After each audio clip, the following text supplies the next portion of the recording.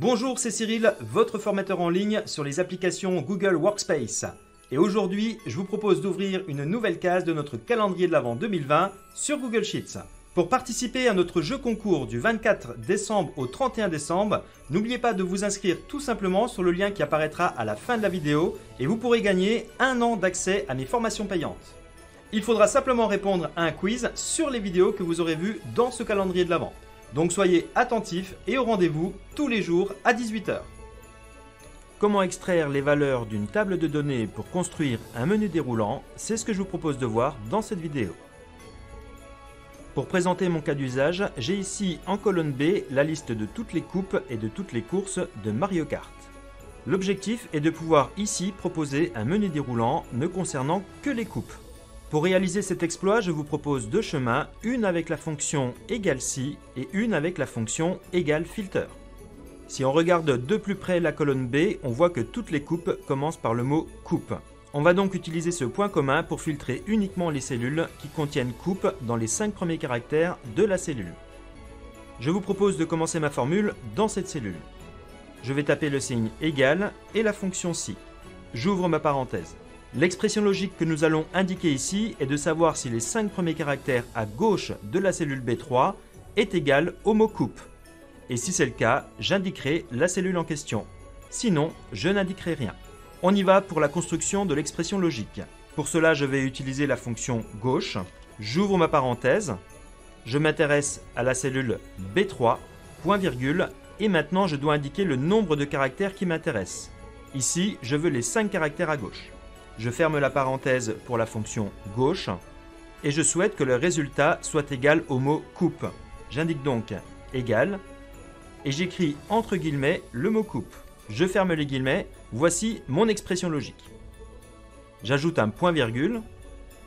Si cette expression logique est vraie, alors je veux renvoyer le nom de la coupe, c'est-à-dire la cellule elle-même, donc B3. Point virgule. Si le résultat de cette fonction gauche n'est pas égal à coupe, alors je ne veux rien mettre. J'ajoute donc deux guillemets. Je ferme ma parenthèse qui va fermer ma fonction si. Et je valide avec entrée. Le résultat est celui attendu. Comme la cellule B3 contient le mot coupe dans les 5 premiers caractères à gauche, alors je vois apparaître la cellule B3. Si je duplique cette formule juste en dessous, eh bien le résultat est vide puisque Champydrome ne contient pas le mot coupe dans les 5 premiers caractères. Pour appliquer facilement cette formule sur toute la colonne, je vais utiliser la fonction arrayFormula. Pour cela, j'effectue un double-clic dans ma cellule et j'enfonce le raccourci clavier CTRL majuscule Entrée. Et ça ajoute automatiquement la fonction arrayFormula. Il faut alors remplacer les cellules par les colonnes, puisque la fonction arrayFormula s'applique à toute la colonne. B3 va donc devenir B3 2.B et ici B3 2.B. Je valide avec entrée et en un instant vous voyez apparaître l'intégralité des coupes de Mario Kart. Pour construire le menu déroulant des coupes situées en cellule F3, je n'ai plus qu'à faire une validation des données sur la colonne C. Pour cela, je me dirige dans le menu Données, Validation des données et je vais créer la liste à partir d'une plage. Je sélectionne cette icône et ensuite je sélectionne l'intégralité de ma colonne C. Pour cela, je peux sélectionner une petite plage et retirer le numéro 11 ici pour aller jusqu'à la fin de la colonne. Je clique sur OK. J'affiche ici une liste déroulante, je refuse la saisie et je clique sur Enregistrer. Le résultat est immédiat, je peux découvrir ici l'intégralité des coupes de Mario Kart. Voyons maintenant une autre méthode pour construire cette liste à l'aide de la fonction Filter. Je tape le signe égal, puis Filter. J'ouvre ma parenthèse. On me demande comme premier argument la plage qui devra être filtrée. Je vais choisir la colonne B. J'ajoute un point virgule. Il faut maintenant que j'ajoute ma condition. La condition, c'est que les 5 premiers caractères à gauche de la colonne B soient égaux à coupe. J'écris donc la fonction gauche. J'ouvre ma parenthèse. Je sélectionne ma colonne B. Point virgule, je souhaite prendre les 5 premiers caractères. Je ferme la parenthèse de ma fonction gauche. Et cet élément doit être égal au mot coupe que je mets entre guillemets. Je ferme les guillemets et je ferme la parenthèse de mon filter. Je vais donc bien filtrer la colonne B quand les 5 premiers caractères à gauche de la colonne B est égal au mot coupe.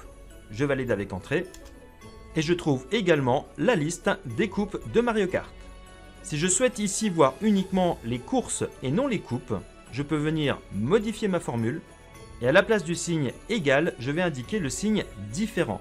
Pour ça, j'ajoute un signe supérieur et un signe inférieur. Ce symbole signifie différent. Si je valide avec Entrée, je fais apparaître l'intégralité des courses uniquement des différentes coupes.